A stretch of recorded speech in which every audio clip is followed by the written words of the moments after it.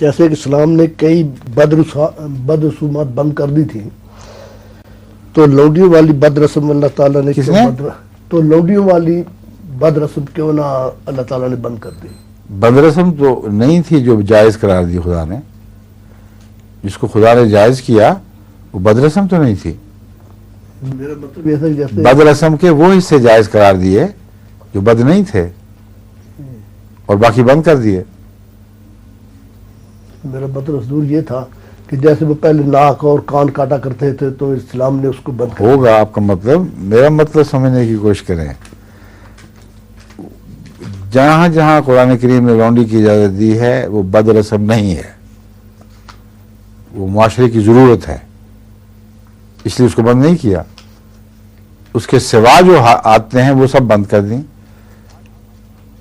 سب سے اہم بات یہ ہے کہ لونڈی بنانے کا اختیار ان معنوں میں کسی انسان کو نہیں دیا کہ کسی آزاد کو پکڑے اور لونڈی بنا دے.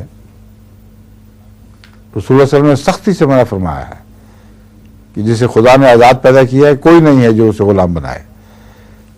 غلام بنانے اور لونڈی بنانے کی جو وضاحت فرمائی ہے، اجازت فرمائی ہے، اس کے مطابق فرمایا ہے کہ رسول کے لیے جائز نہیں ہے کہ کسی کو غلام بنایا یا غلام بنایا جائے سوائے اس کے کہ وہ خون بہائے زمین میں.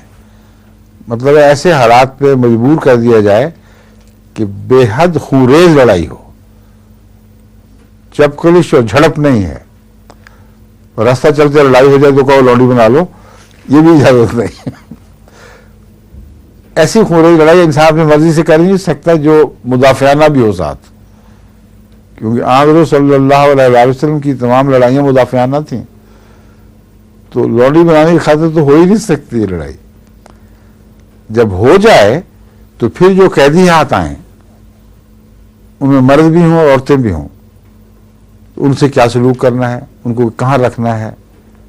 وار کیمپس ہیں ہی نہیں، اور ہوں بھی تو دوسری قومیں تو اپنے گھروں میں بانٹ کر ان سے وہ ہر بدسلوکی کرتی ہیں جو وحشیانہ طریق پہ عورتوں سے کی جا سکتی ہے. تو ان کے حقوق بتائے.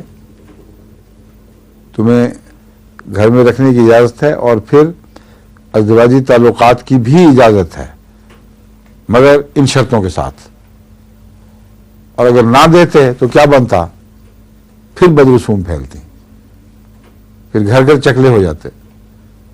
پھر یہ عورتیں جن کے پس منظر بھی غیر اسلامی تھا، انہیں سارا معاشرہ بگاڑ کے رکھ دینا تھا.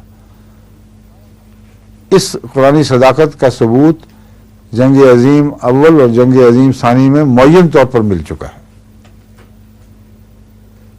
جتنی بد کرداری ان جنگوں کے بعد پھیلی ہے وہ ان عورتوں کے بڑھنے کی وجہ سے ہوئی ہے جن کی شادی کا کوئی انتظام نہیں تھا.